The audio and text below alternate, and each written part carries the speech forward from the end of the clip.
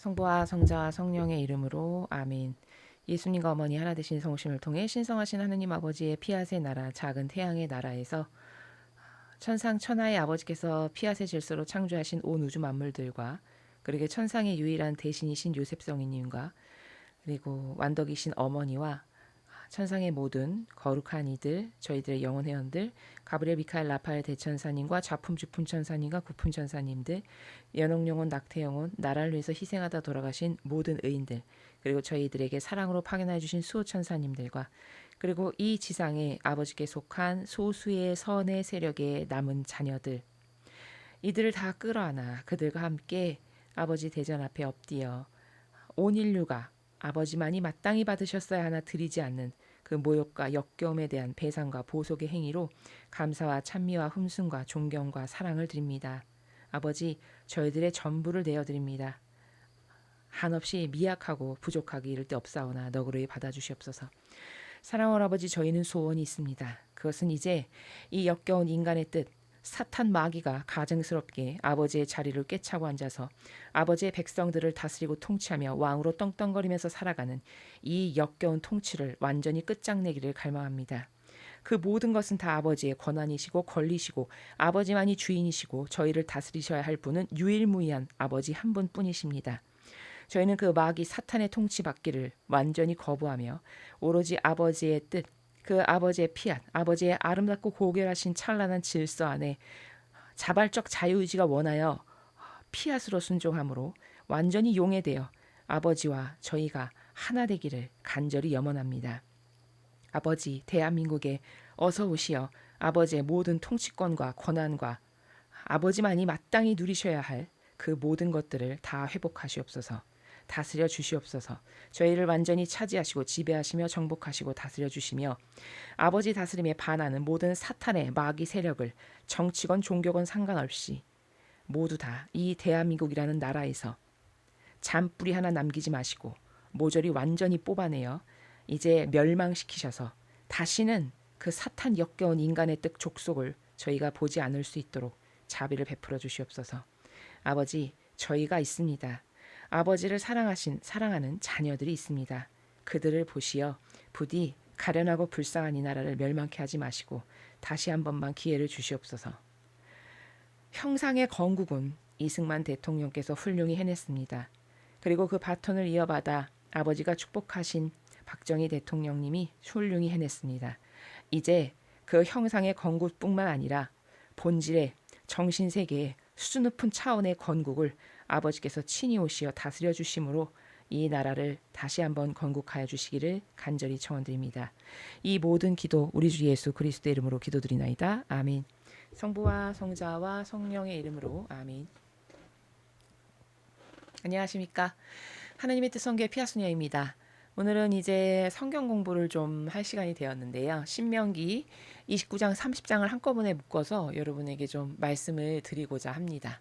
먼저 본문을 좀 읽고 신명기 29장과 30장을 통해서 우리가 배워야 될 신적인 질서는 어떤 것이 있는지 학습해 보도록 하겠습니다.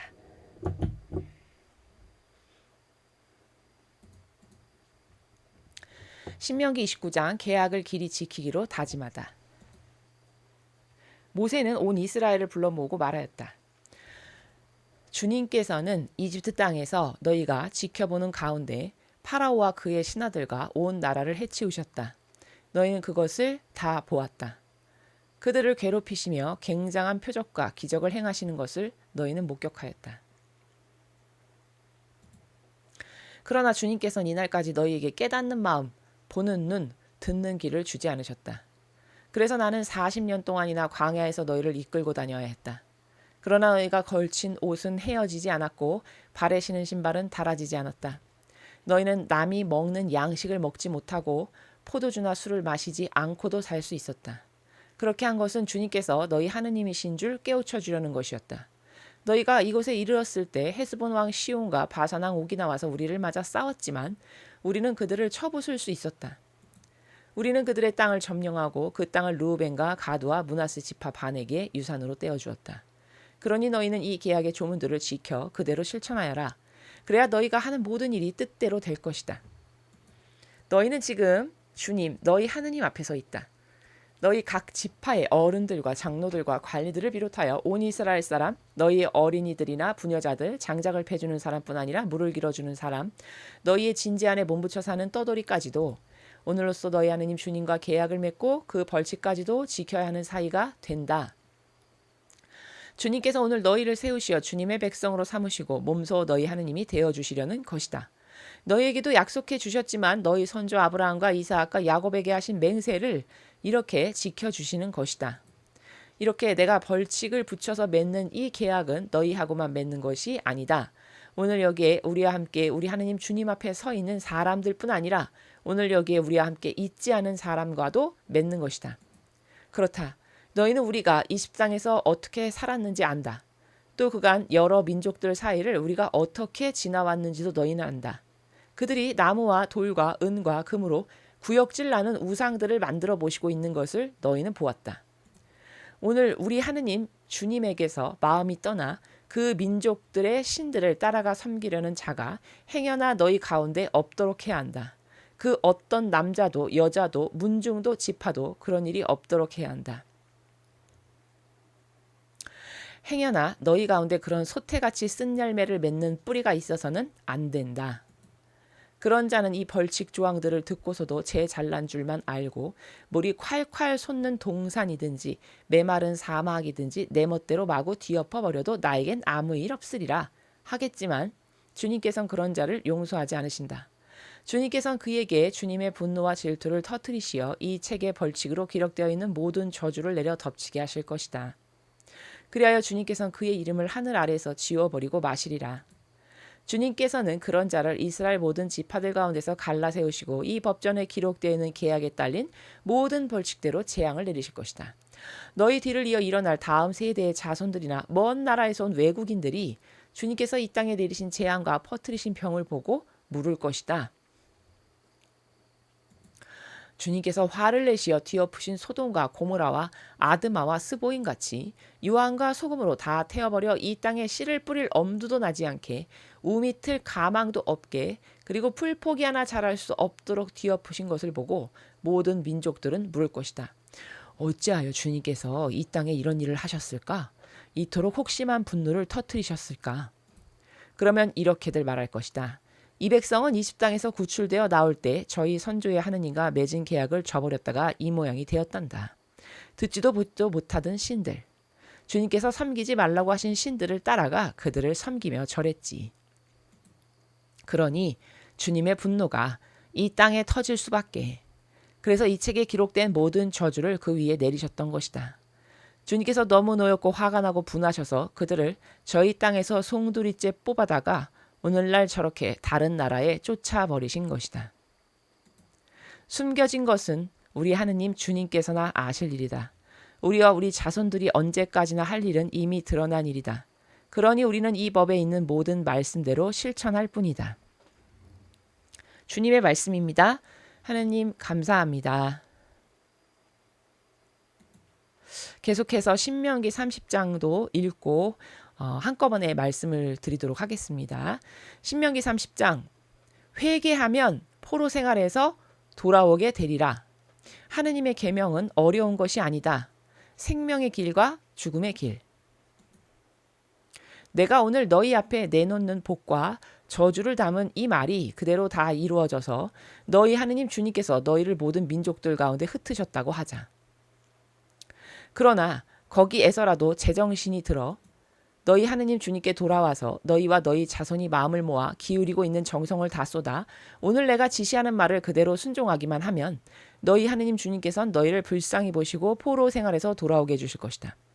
너희 하느님 주님께 쫓겨갔던 너희를 만백성 가운데서 다시 모아들이시리라.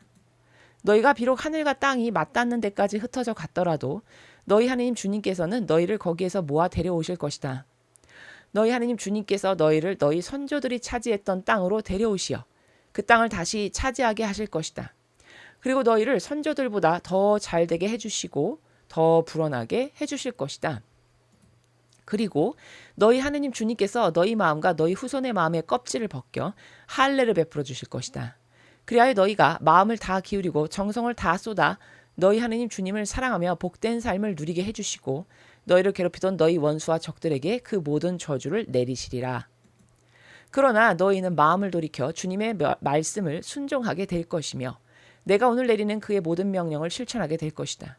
그리고 너희 하느님 주님께서는 너희가 손으로 하는 모든 일, 너희 몸의 소생들, 가축의 새끼들, 밭의 소출을 넘치게 해주실 것이다. 주님께서는 마음을 돌이키시어 너희를 잘되게 해주시는 일이 마냥 기쁘실 것이다. 일찍이 기뻐하심으로써 너희 선조들을 잘되게 해주셨듯이 너희에게도 잘 해주실 것이다. 물론 너희 하느님 주님의 말씀을 들어 이 법전에 기록되어 있는 그의 계명과 규정을 지키고 너희 마음을 다 기울이고 정성을 다 쏟아 너희 하느님 주님께 돌아와야 그렇게 해주실 것이다. 하느님의 계명은 어려운 것이 아니다. 내가 오늘 너희에게 내리는 이 법은 너희로서 엄두도 내지 못할 일이거나 미치지 못할 일은 아니다. 그것은 하늘에 있는 것이 아니다.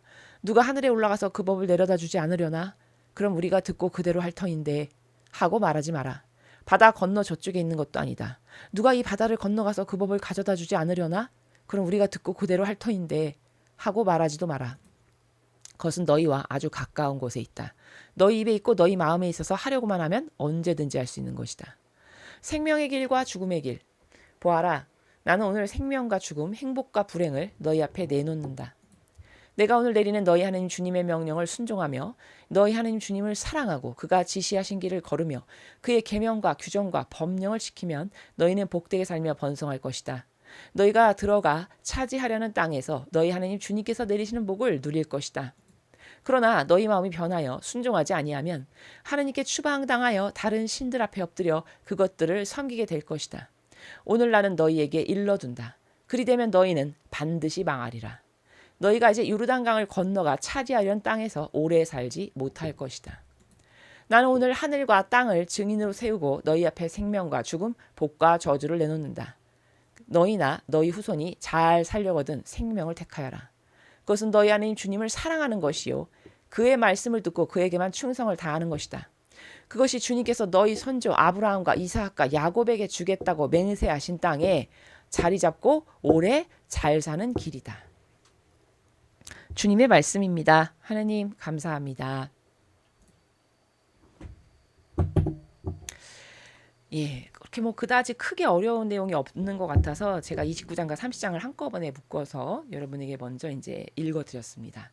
먼저 오늘의 내용을 보기 앞서서 우리가 지난 시간 28장에서 어떠한 것을 학습했냐면 계약을 지킬 때 받을 복과 계약을 지키지 않았을 때 받을 저주에 대해서 모세가 상세하게 이야기를 합니다. 백성에게. 너희가 만약에 하느님의 법을 오늘도 이제 그런 내용이 비슷한 내용이 이제 반복됐는데요. 너희가 하느님의 법을 이렇게 잘 지키고 잘 따르고 충성하고 이렇게 해. 그럼 너가 상상할 수도 없는 축복과 은총을 길이 네 후손에 이르기까지 번영하며 잘 살게 아버지께서 복을 내려주실 거다. 근데 만약에 네가 그 법을 거스르고 우상 숭배나 해가면서 하나님의 권리를 인정하지 않아. 그럼 너는 이런 저주를 받을 거다. 라고 이야기한 것 중에서 너무 놀랍도록 소름 끼칠 만큼 놀랍게 예언한 게 뭐냐면 가위바위보 해서 너 자식들을 잡아먹게 될 것이고 막 이런 말을 했죠. 근데 진짜 그렇게 되지 않았습니까? 우리가 성경에서 보는 내용이잖아요. 그리고 역사적 사실로 진짜 나중에 그 외세로부터 침략을 받았을 때 이제 성 안에 갇혀가지고 더 이상 먹을 게 없어가지고 이스라엘 백성이 어떻게 해요? 가위바위보에서 자기 자식 잡아먹고 이런 일을 실제로 하죠. 얼마나 소름 끼치도록 무섭습니까? 그러니까 하느님의 예언은 그냥 세상 사람이 혹 무당이 떠드는 뭐 될 수도 있고 안 된 말고 이런 식 있죠. 절대 그런 것이 아니라는 거를 이런 어떤 성경의 진실, 예언서의 진실을 통해서 우리가 소름 끼치도록 퍼펙트하구나라는 걸 확인하는 거죠. 지난 시간에 우리가 이렇게 하나님께서는 아버지께 순종하고 하나 되면 많은 복을 주시지만 그렇지 않을 때는 정의를 쏟아 부으셔서 그토록 사랑해서 특별한 계약까지 맺은 자식처럼 생각하는 이스라엘인데 가차없이 치신다는 것을 우리가 확인을 하죠. 그래서 지금은요. 여러분 이스라엘이 반향을 똑바로 못했지 않습니까? 아버지께서 여러 번의 기회를 주셨는데도 불구하고 심지어 아드님이신 예수님까지 보내셨는데도 그 예수님을 밖에서 죽여버렸잖아요. 그렇죠. 그래서 그들이 받게 된 벌이 뭡니까? 유럽의 그 어떤 나라도 하느님 모르고 안 믿는 나라도 이스라엘처럼 비참하게 돼본 역사적 사실이 없어요. 600만 명이 수용소에서 죽었고요. 가스실에서. 1800여 년 동안 나라 없이 떠돌이 생활을 유럽에서 하면서 온갖 유럽 사람들로부터 미움이란 미움은 다 받습니다. 이거 다 아시는 내용이죠. 그렇죠? 그럼 아버지께 순종하고 하나 되지 않았기 때문에 너는 이런 벌을 받을 거라고 그렇게 많은 여러 번에 걸쳐서 예언을 했는데도 불구하고 그 말귀를 못 알아들어서 그걸 진실이고 사실로 받아들이지를 않아서 간과했기 때문에 그들이 맺은 열매적 결과가 그렇게 비참하게 된 거죠. 그러면 진리가 무서운 건 뭐냐? 바로 과거에 아버지의 법이 이러이러한데 그것을 따르지 않아서 이런 징계를 내리고 저주를 받았어. 그럼 오늘날도 그렇게 아버지께 하나 되지 않고 순종하지 않고 우상 숭배를 하면 똑같은 징계를 받는다가 불변의 법칙인 진리의 나라예요. 그러나 사람은 교회가 이런 진리가 얼마나 완벽한 건지를 가르친 바가 없어서 굉장히 러프하게 생각을 해요. 진리에 대해서. 마치 본인의 사고방식처럼. 뭐 하느님이 그러시다는데 뭐 그럴 수도 있고 아닐 수도 있고. 여러분, 그럴 수도 있고 아닐 수도 있고는 진리가 아니에요. 본인의 사고방식이지. 하느님은 그러신 법이 없어요. 그럼 또 이렇게 반문할 거예요. 근데 왜 이렇게 평탄해? 저렇게 나쁜 일하고 저렇게 막 하는 사람들은 뭐 잘 먹고 잘 살고 나보다 돈도 많이 벌고 더 떵떵거리던데 하느님이 있기는 뭐가 있어? 이런 말씀 하시는 분들도 꽤 많이 봐요. 여러분, 그건 사고방식이 불구자라 그래요. 왜? 제가 늘 말씀드리죠. 이원론의 사고방식이어야 된다. 본질과 형상. 그 사람들이 추구하는 건 뭐죠? 늘 눈에 보이는 거, 잡히는 거, 그저 자기 눈에 드러난 것만이 전부라고 생각하니까 여기서 잘 먹고 잘 사는 것이 그게 전부니까 저 사람 나보다 훨씬 나쁘게 살고 이렇게 빨개이고 이런 짓을 하는데도 잘 먹고 잘 사는데 뭐 그런 징계가 어디가 있어. 이렇게 생각하는 거죠. 여러분, 사실은 더 무서운 건 뭡니까? 본질의 나라에서 영원히 회복 불가능한 나라에서 지옥에서 언제 끝날지 모르는, 아니 끝이 없죠. 사실 끝없는 그 지옥의 불구덩이 속에서 계속 고통을 받는 것이 더 끔찍한 일 아닙니까? 그렇죠. 근데 그것에 대한 사고방식은 없어. 본인이 신앙생활을 하는 사람인데도 불구하고. 맞습니까? 그러니까 이게 불구자인 거예요. 사고방식의 균형과 조화가 없는 거죠. 이해되시죠? 그래서 하느님의 진리는 왜 무섭냐?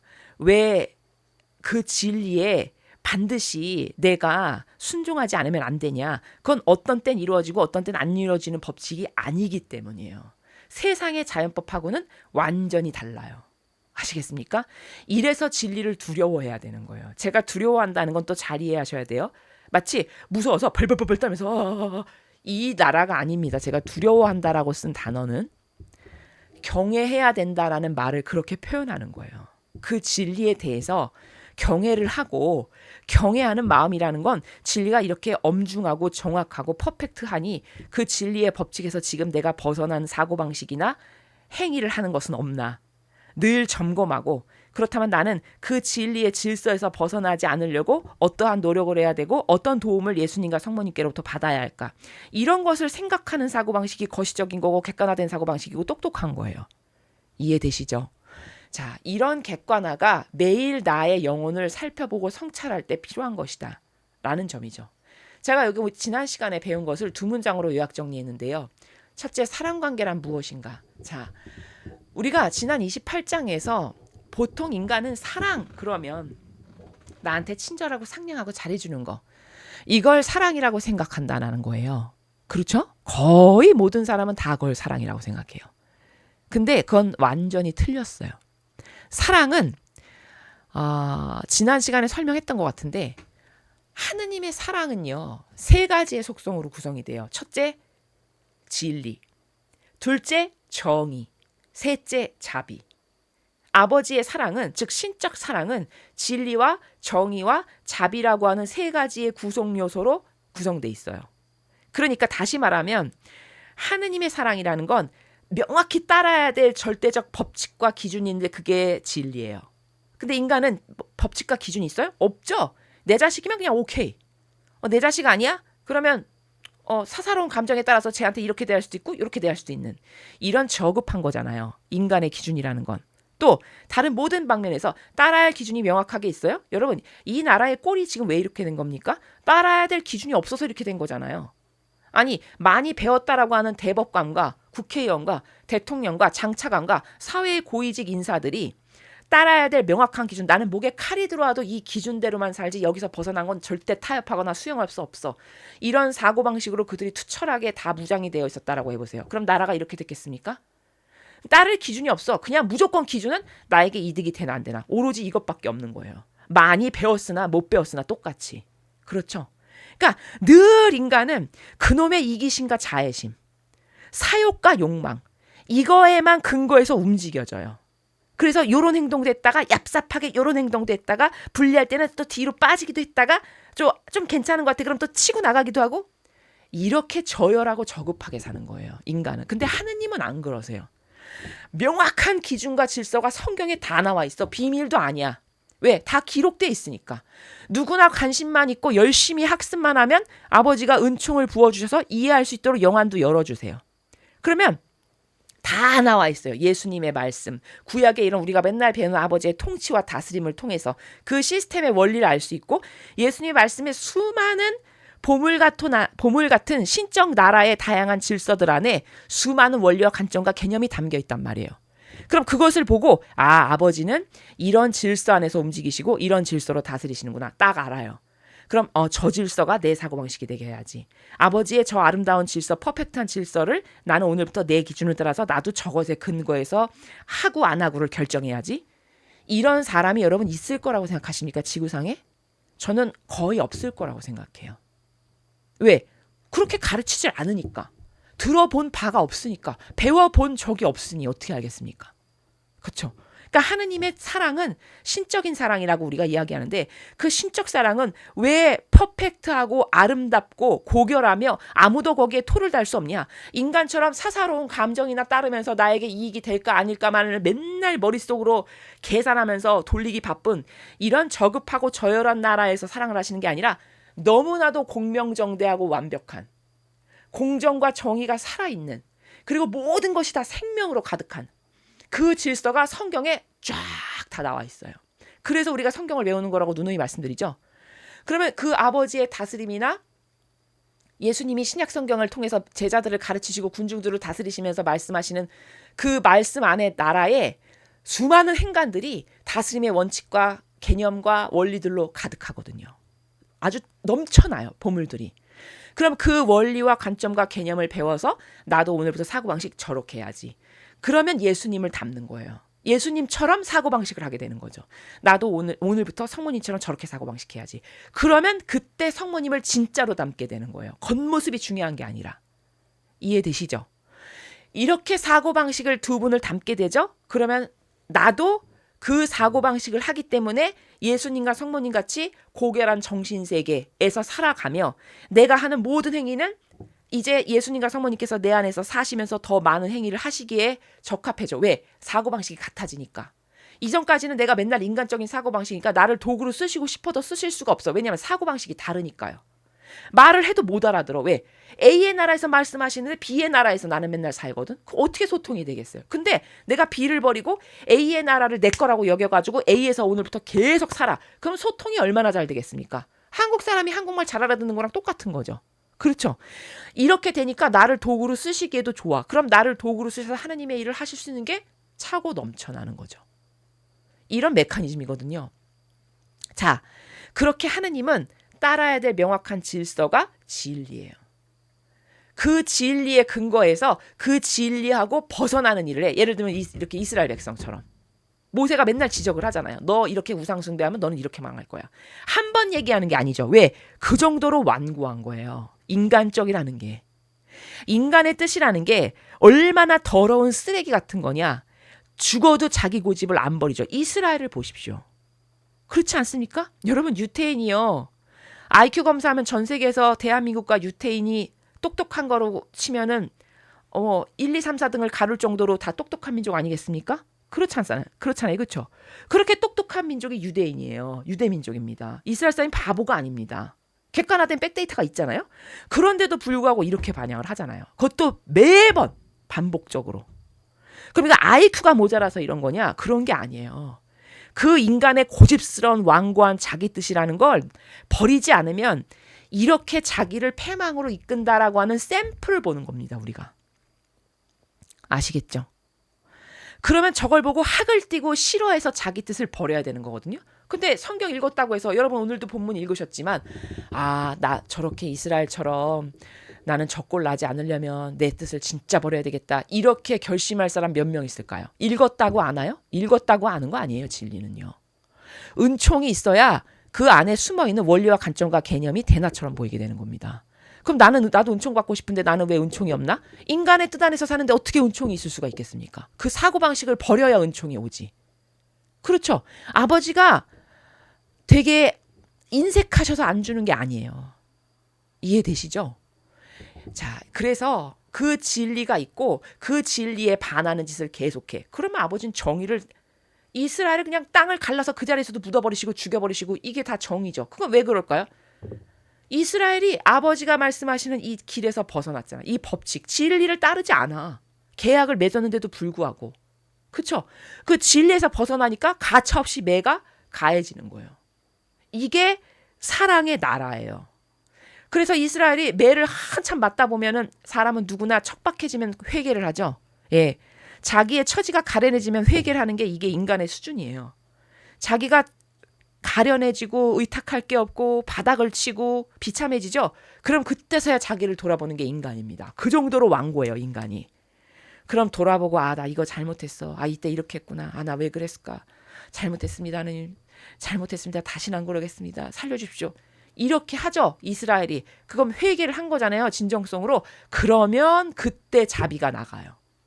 이게 사랑의 메커니즘이라고 제가 지난 시간에 말씀을 드렸어요. 근데 인간은 병들어서 정의와 자비가 이렇게 아버지는 균등하게 50대 50으로 가지고 계시면서 제2의 반향에 따라서 제가 이렇게 반향하면 정의가 나가고 제가 이렇게 반향하면 자비를 주고 이렇게 이것을 경륜가로서 두 개의 속성을 동시에 가지고서는 인간을 통치하시거든요. 근데 인간은 부모도 자식을 교육하는 걸 제가 이렇게 보니까 정의를 주지 않아. 요즘 부모들은요. 그냥 내 자식이 하는 건 무조건 예뻐. 망나니 짓을 해도. 그럼 그게 자식을 진짜 사랑하는 것 같죠? 천만의 만만의 말씀이에요. 그렇게 자란 자식, 그건 반드시 망난이 돼요. 불구자 되고. 아시겠습니까? 겉으로 봤을 땐 티가 안 날 수도 있겠지. 그러나 그 영혼이 본질적이고 근본적으로 하나님께로부터 은총을 받기에 합당한 영혼으로 성장 절대 못합니다. 그런 양육을 하면. 왜? 이미 사고방식이 뒤틀려 있거든요. 부모가 잘못된 양육 방식으로 길러서. 본인이 되게 잘난 줄 알아. 공주 왕자로 알아요. 왜? 한평생 자기는 편의를 제공받았고 맨날 자비만 줬거든 부모가. 한 번도 싫은 소리를 들어보지 않고 징계를 받아본 적이 없어. 그런데 그러면 그 사람이 사회에 나가서 세상의 다양한 많은 사람과 조화를 이루고 조직 안에서 잘못하면 꾸지람도 받고 혼도 나면서 다시 또 으쌰으쌰 하면서 자기 공동체 구성원들하고 화합도 하면서 이렇게 다양한 관계성을 가지면서 일을 해나가서 효율성을 높여야 되는데 그런 거에 적응을 할 수 있겠습니까? 그런 불구자 같은 사고방식으로? 불가능하지. 그렇죠. 그리고 조직사회에서 그런 사람을 누가 좋아하겠어요? 그런 불구자 같은 자기밖에 모르는 사고방식을. 그럼 이걸 누가 만든 거예요? 부모가. 왜? 하느님하고 다른 방식으로 사랑을 해서. 그렇죠? 그런 거예요. 그러니까 여기 제가 사랑관계는 무엇인가를 왜 썼냐. 제가 28장 강의할 때 말씀하신 것 같은데 나이 30이 넘은 형제님이 어떤 잘못한 일이 있어가지고 그 본인의 아버지한테 꾸지람을 받았어요. 제가 그걸 좀 봤는데 옆에서. 우연한 기회에. 근데 그 형제님이 자기 아버지가 자기를 사랑하지 않고 미워해서 자기만 그렇게 훈육을 한다라고 생각을 하는 거예요. 제가 그거를 보고 와, 나이 30이 넘어도 저 지경이면 와, 저 세상에 나가서 구실을 올바로 할까? 이 생각했습니다. 솔직히. 그러니까 사랑이 뭔지를 모르는 거예요.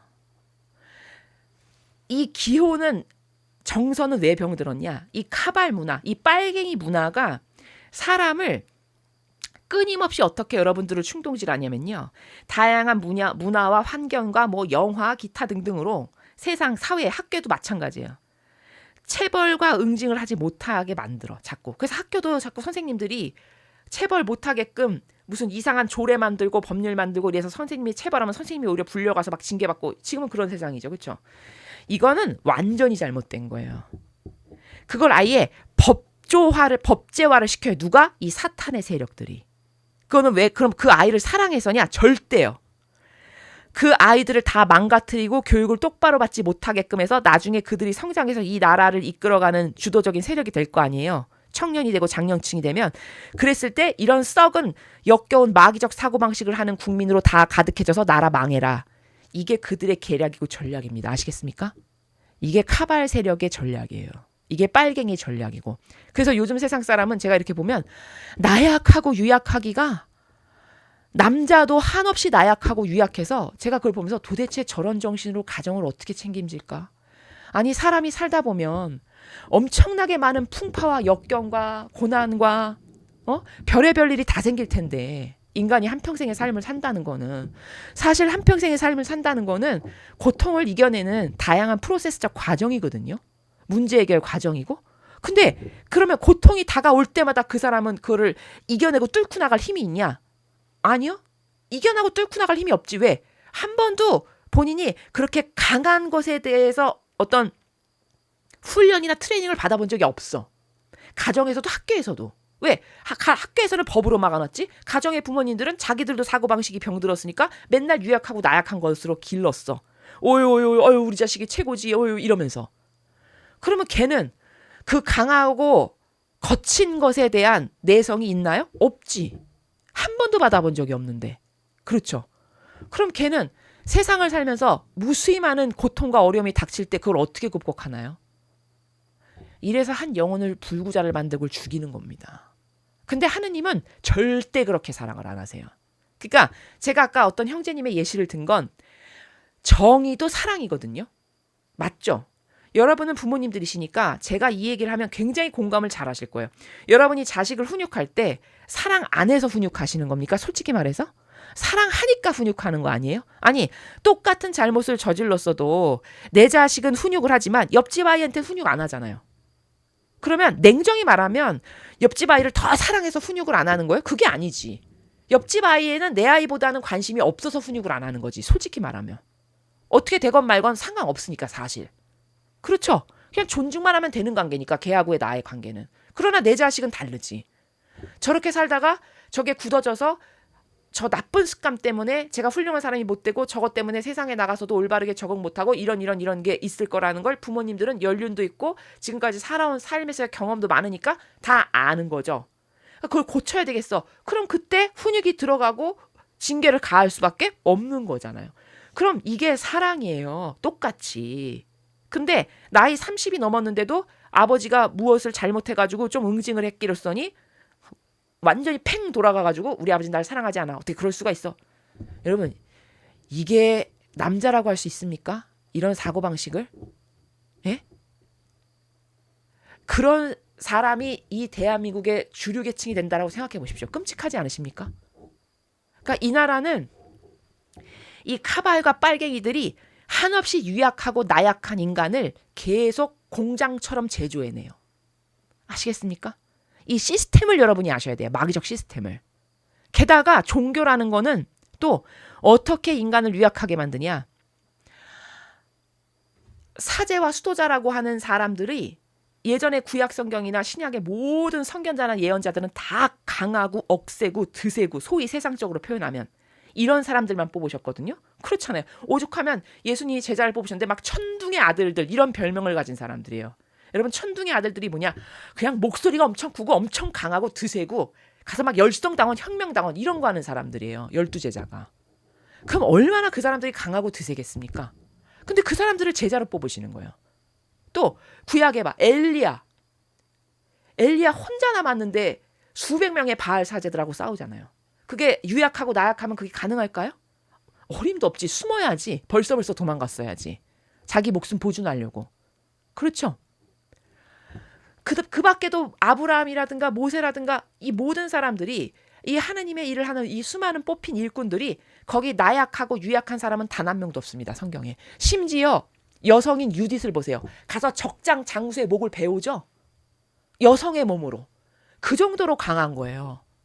그런 사람들만 다 뽑아서 쓰시거든요. 근데 이 교회는 여러분 보시기에는 정의로 들끓고 강한 사람이 단 한 명이라도 있습니까? 여러분 그런 사람 보셨어요?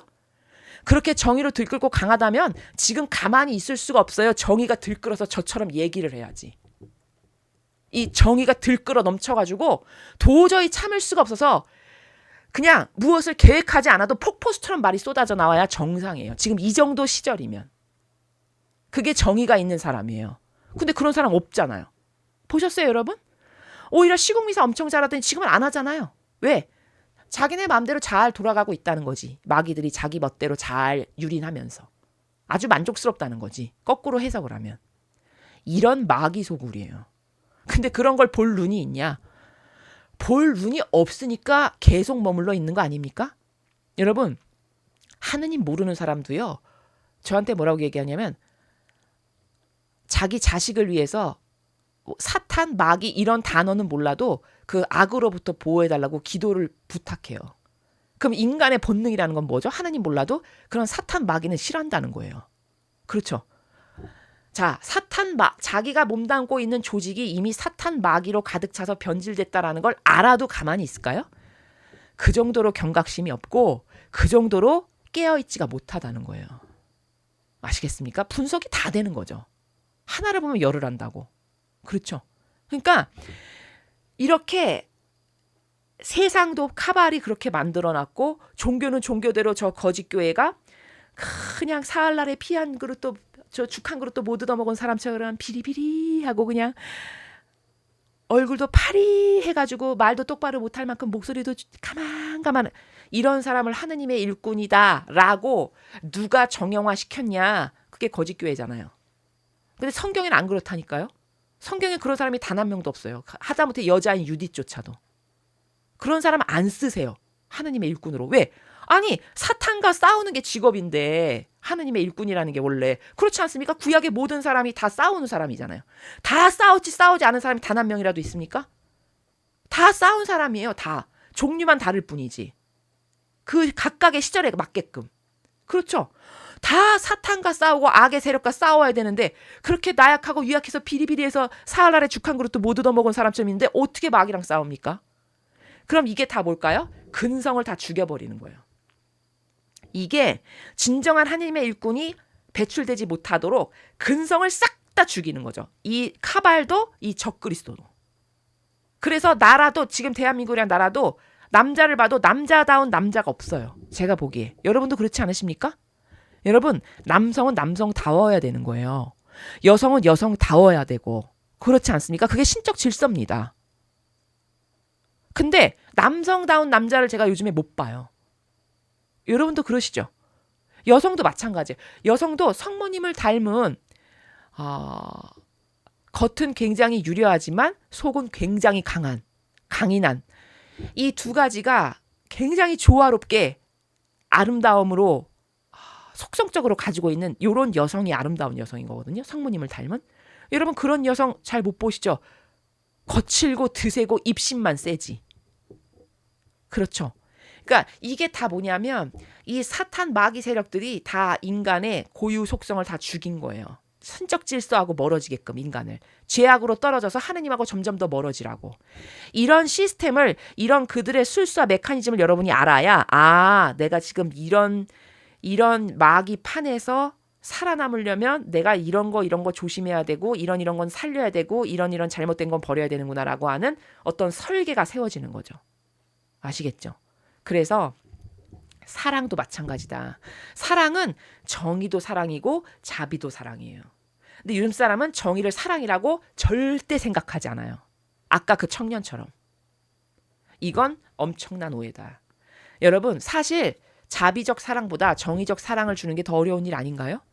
여러분 생각해 보십시오.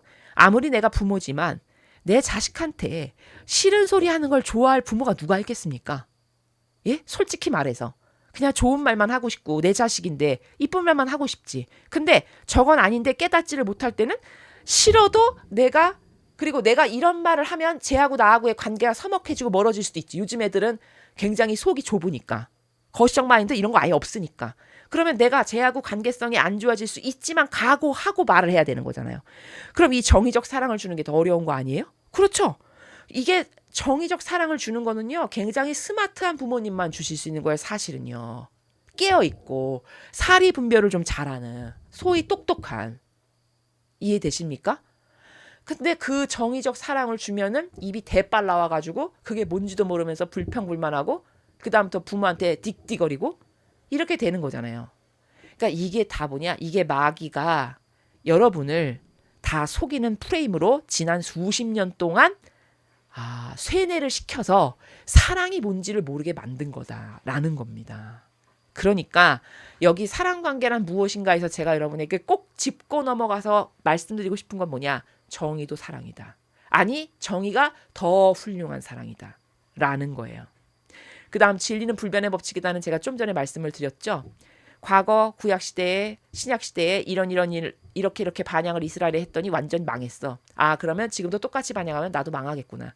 나는 그럼 반드시 빨리빨리 사고방식과 정신과 마음의 나라 태도를 다 싹 바꿔야 되겠다. 그렇지 않으면 저 재앙이 나에게 떨어지겠다. 이거를 생각할 수 있는 게 성경을 배운 거예요. 성경을 똑바로 원리적으로 학습을 한 거다라는 겁니다. 우리는 지난 시간에 28장에서 이런 내용들에 대해서 학습을 했습니다. 자, 그러면 오늘 우리가 29장에서 배워야 될 건 뭐냐면 계약을 잘 지키라고 모세가 또 신신당부를 하는 내용이 나왔죠. 그렇죠? 여러 가지 이야기를 하면서 너가 이집트에서 나왔을 때를 생각해봐라. 하느님이 너를 얼마나 먹이시고 입히시고 이렇게 했는지 쭉 이야기를 합니다. 광야 생활을 할 때 너가 40년이나 거기를 떠돌았지만 너 옷이 하나 닳기랬냐, 먹을 게 끊어지겠냐, 이런 식으로 아버지의 은총을, 아버지의 자비하신 사랑을 이 백성들이 깨달을 수 있게끔 계속 이야기를 쭉 하죠. 근데 여기서 오늘 29장에서 제일 중요한 하이라이트가 되는 키포인트는 이거예요.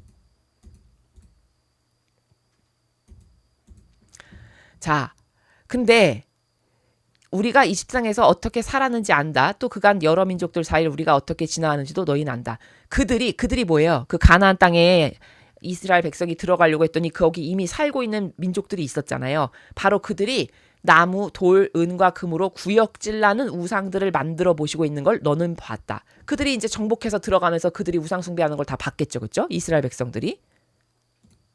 오늘 우리 하느님 주님에게서 마음이 떠나 그 민족들의 신들을 따라가 섬기려는 자가 행여나 너희 가운데 없도록 해야 된다. 자, 너가 가나안 땅을 들어갈 때 그 안에 있는 백성들이 이렇게 이상한 온갖 잡신 우상으로 섬기며 떠받들고 이런 거 너 다 봤지. 근데 너는 하느님하고 계약을 맺었잖아. 그럼 너는 아버지만을 사랑하고 아버지만을 전부로 여기고 아버지 말씀에 순종해야 돼. 만약에 네가 그런 걸 하지 않지, 똑바로 지키지 않지 약속을, 그러면 그 어떤 남자도 여자도 문중의 지파도 그런 일이 없도록 해야 되는데 행여나 너희 가운데 그런 소태같이 쓴 열매를 맺는 뿌리가 있어서는 안 된다. 이렇게 이야기하죠. 그러니까 우상 숭배가 이 정도로 나쁜 거거든요. 근데 여러분 생각해 보세요. 자, 이 우상 숭배 챕터만 나오면 대다수의 사람이 오해하는 거 첫 번째 뭐냐? 나무, 금, 뭐 이상한 돌 이런 데나 절하는 거를 우상 숭배라고 생각해. 그러니까 현대 사회는 우상 숭배가 없다라고 생각해. 천만의 만만의 말씀이에요. 여러분, 현대 사회의 우상 숭배는 이때보다 더 교묘해요. 이때는 드러나기라도 하지. 이건 순진한 거예요. 사실 순수하고 어떤 측면으로는. 왜? 다 뻔히 보이니까. 우상 숭배 뭐 하는지를. 근데 지금은 보여요? 우상 숭배 본인이 하고 있어도 몰라요. 왜냐? 지금은 다 교묘해졌거든요. 마귀가 사람을 속이는 것에 있어서. 그러니까 하느님보다 더 내가 우선시하고 하느님보다 더 앞장서서 생각하고 거기다 절하는 모든 게 다 우상이거든요. 그러니까 인간에게 우상은 돈, 명예, 뭐 자기 기호, 정서, 경향, 아무튼 하느님보다 더 우선시해서 내가 떠받드는 게 있어. 그럼 그게 다 우상이에요. 이해되십니까? 그럼 요즘 시대 우상이 얼마나 많겠습니까? 사람마다 어떤 좋아해서 집착하고 애착하는 게 다 있잖아요. 한두 가지씩은. 그게 다 우상이지 뭡니까? 하느님보다 더 앞장서서 열렬히 그거라고 하면 목을 메고 좋아라 하는. 근데 그 우상들도 있지만 그것보다 더 구역질 나는, 그리고 인간을 속이는 그런 우상은 뭐냐? 바로 저 거짓 교회의 우상이라는 거죠.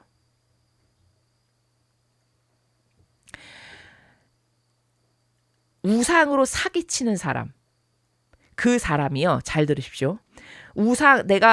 근데 여러분 이런 것을 생각하셔야 돼요. 우상 숭배를 한다라고 해서 야 내가 우상이고 말이야. 내가 교주니까 말이야. 오늘부터 나한테 절해. 이렇게 말하는 거는 단수가 너무 낮은 거죠. 그리고 그렇게 말하면 누가 그 사람을 따르겠습니까? 다 사입이라고 손가락질하지. 그러니까 교묘할수록 그런 짓을 안 해요. 오히려 교묘할수록 더 착하고 더 하느님의 일꾼인 척해. 유려한 표양을 자기가 뒤집어 써서 엄청 착해 보이는 그런 가증스러운 말투나 표양이나 제스처나 이런 걸로. 그렇게 해서 사람이 봤을 때 사람은 두 가지의 시야를 동시에 갖고 있지 않다라고 말씀드렸죠. 본질과 형상을 동시에 갖고 있어야 되는데 본질은 없어. 항상 형상만 있어. 그러니까 형상적으로 보는 사람은 저 사람은 저렇게 겸손해. 저 사람은 저렇게 착해.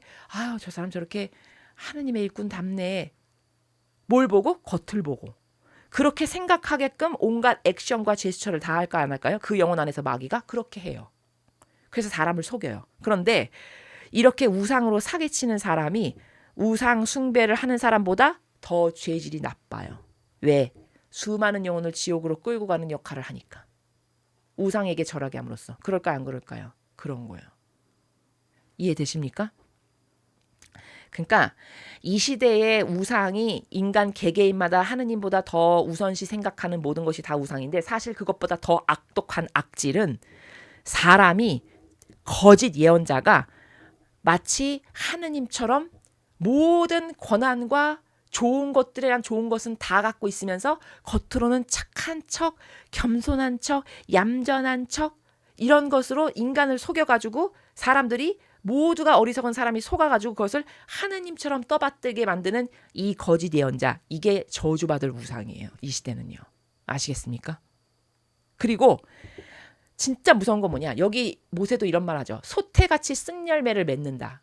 여러분 성경의 신약 성경에도 나와요. 쓴열매를 맺어서 나누어 준 것을 받아먹어서 모두가 다 해롱해롱 됐다. 이게 같은 나라거든요. 쓴열매를 맺어서 나눠준다는 건 뭘까? 자, 오늘 미사를 갔어. 근데 거기서 신적 질서와 진리를 가르치는 게 아니라 인간적인 만담 이상한 걸 듣고 왔어. 근데 그게 처음 들었을 때는 그냥 깔깔깔깔 웃으면서 재밌네 이러면서 들었을 수 있겠죠. 근데 그것을 한 번, 두 번, 5번, 10번, 100번 반복하면 어떻게 되는지 아세요? 그게 익숙해져요. 그리고 그것이 강론의 지극히 당연한 나라라고 나도 모르게 생각하는 경향이 생겨요. 사고방식 안에. 맞잖아요. 그렇죠? 그리고서는 그런 종류의 강론이 아닌 것은 어디 가서 좀 센 발언이나 진리에 근거한 정의로 가득한 발언을 누가 하는 걸 들어. 그러면 저 사람은 뭐 하느님 일꾼이 왜 저렇게 말을 해? 이상해. 여러분 이상해가 진리예요? 예? 본인의 감성이 진리입니까? 본인에게 비유를 왜 맞춰야 됩니까? 본인이 마귀적 사고방식을 하는데. 본인이 하느님입니까? 예수님입니까? 성모님이에요. 그렇죠? 근데 본인이 왕이야. 인간은 자아로 살아가는 인간은. 그러니까 본인의 기호와 정서와 안 맞죠? 그럼 이상해. 어머 저거 왜 저렇게 거부감스럽게 저렇게 말을 해? 이렇게 만들도록 성당을 20년, 30년, 40년 그런 종류의 강론을 계속 들으면 어떻게 될까요? 그러면 완전히 사고방식이 마귀화돼요. 같은 종류가 아닌 것을 들었을 때 거부 반응이 나. 두드러기가 나. 그래서 비난하고 공격하고 이상하다라고 손가락질. 그럼 뭐 진리의 근거에서 손가락질하냐? 진리는 몰라. 왜? 맨날 만담만 들었으니까. 멍청하기 일대 없는 사고방식이 된 건데 본인이 멍청한지도 몰라요. 그리고서는 자기 기호와 정서와 안 맞으니까 공격해. 공격하는 잣대는 자기랑 안 맞아서야. 그렇죠? 이게 지금 병든 수많은 신자들의 나라가 다 이 나라거든요. 맞잖아요. 그렇죠? 예. 이걸 누가 깨워줄 사람이 있냐? 아니 욕먹을 텐데 그런 말을 뭐하러 합니까? 바보예요? IQ 2자리예요? 저는 왜 하냐? 사명이니까 어쩔 수 없이 하는 거예요. 이걸 해서 영혼을 흔들어 깨우는 게 저희의 사명이니까 하는 겁니다. 제가 IQ가 2자리라서 이렇게 하면 사람들이 나를 싫어하고 이렇게 말하면 좋아할 걸 몰라서 하는 게 아니에요. 아시겠습니까? 예. 그러면 여기 모세도 너가 그렇게 소태같이 쓴 열매를 맺는 뿌리가 있어서 남에게 나누어줘. 자, 맨날 주워 들었어. 맨날 만담, 맨날 끽끽거리는 어떤 농담. 성경은 한 줄도 안 가르치는데 그것만 수십 년을 들었는데 성경 안 가르치는 게 하나도 이상하지 않아. 이게 다 병든 거죠. 그렇죠? 아니 진리는 한 줄도 안 가르치는데 왜 갑니까? 시간 낭비하러. 그렇지 않습니까? 잘 생각해 보세요 여러분 논리적으로. 아니 시간 낭비 돈 낭비하는데 가서 진리도 배우는 게 없어. 그럼 거기를 왜 가요 도대체? 이 바쁜 세상에. 안 이상하십니까? 그렇죠. 근데 거기에 다 속고 있는 거거든요. 아니 이 금쪽 같은 시간에 예? 이렇게 바쁘게 돌아가는 세상에서 할 일도 이렇게 많은 세상에서 시간도 낭비해 돈도 낭비해. 그런데 진리도 한자도 안 가르쳐줘. 그런데 거기에 내가 계속 시간과 돈을 왜 낭비해야 될까요? 그런 거 생각해 보셨습니까? 그러니까 이거는 그냥 습관이에요. 이제 내성이 생긴 습관. 안 가면 허전하고 이상한 습관. 그 습관이 진리가 아니거든요 절대. 그렇죠. 그러니까 여기서 오늘 우리가 29장에서 절대적으로 배워야 될 건 이렇게 우상 숭배를 아버지는 반복해서 계속 이렇게 하면 안 된다라고 말씀하시는데 지금 수천 년이 지났는데 우상 숭배를 그때보다 더 교묘하게 잘하는 시대가 됐다는 거예요. 이게 얼마나 저주받을 일입니까? 그렇지 않습니까? 아니 시대가 과학이 이렇게 발전하고 문명과 사회가 이렇게 많이 발전했으면 영적인 것도 똑같이 발전을 해야 정상이잖아요. 근데 영적인 거는 놀랍게도 더 퇴보했어요. 이런 최첨단의 시대에 이때는 우상 숭배하는 게 오히려 순진하게 보여. 다 드러나니까 겉으로. 교묘한 게 한 구석도 없어. 왜? 다 드러나 보이는 돌 앞에 가서 하고 바위 앞에 가서 하고 뭐 이 나무 앞에 가서 하는데 그 뭐 아유 저 우상 숭배하네? 다 보이죠. 게다가 돌이나 나무나 그거는 충동질을 안 해. 남을 끌어들이지 않아요. 근데 이 현대 사회의 마귀는 맨날 주님 재단에서 이상한 걸 말해가지고 그것에 전염된 수많은 영혼들이 본인들이 쓴 야매를 먹었는데 그걸 또 나눠주네. 옆에 가서 또 말하고 전하는 거죠. 어머 뭐 무슨 강론을 들으니까 너무 재밌고 너무 재미나고 말이야. 이렇게 그렇게 해서 남까지 또 끌어들여서 또 누룩을 먹고 또 마귀 되게 하고 또 끌어들여서 또 누룩 먹고 또 마귀 되게 하고. 이게 마귀 만드는 공장이라는 겁니다. 그럼 이때보다 더 교묘한 거야 아닌가요? 훨씬 교묘하죠 지금이. 그래서 쓴 열매를 맺고 나누어 준 것을 먹고 모두가 소경이 된 상태. 그게 이 시대예요. 이해되십니까? 우상 숭배가 얼마나 하느님께 모욕과 역경을 드리는 건지가 잘 와닿지 않으실 수 있어요. 여러분은. 자 그렇다면은 이런 비유를 한번 생각해 보세요. 여러분이 집안에 5대 독자를 낳으셨어요. 근데 그것도 도저히 낳을 수 없는 나이에 예를 들면 사라와 같이 아주 기적적으로 기도를 수십 년 해가지고 이 집안에 대가 끊기면 안 되니까 제발 아들 하나를 주십시오. 이렇게 해서 수십 년을 기도를 해서 아들 하나를 겨우겨우 얻었어요. 5대 독자를 그것도 유일무이한 그 아이 말고는 아무도 없어 우리 집안에. 그럼 걔가 바람 불면 날아갈까 엄청 소중하겠죠. 그렇죠?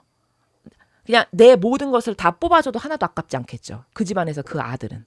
근데 걔가 태어났는데 여러분이 그렇게 공을 들여가지고 그냥 바람 불면 날아갈세라 다칠세라 그냥 포대기로 감싸고 이렇게 해서 키웠는데 걔가 딱 나와가지고 분별이라는 게 사리분별이 지성이라는 게 가동되기 딱 시작했는데 여러분을 엄마라고 부르는 게 아니라 여러분이 철천지 원수로 여기는 저 예를 들면 나하고 완전 우리 집안과 저 집안은 원수 관계로 살아가는 그 여성한테 가서 엄마라고 해.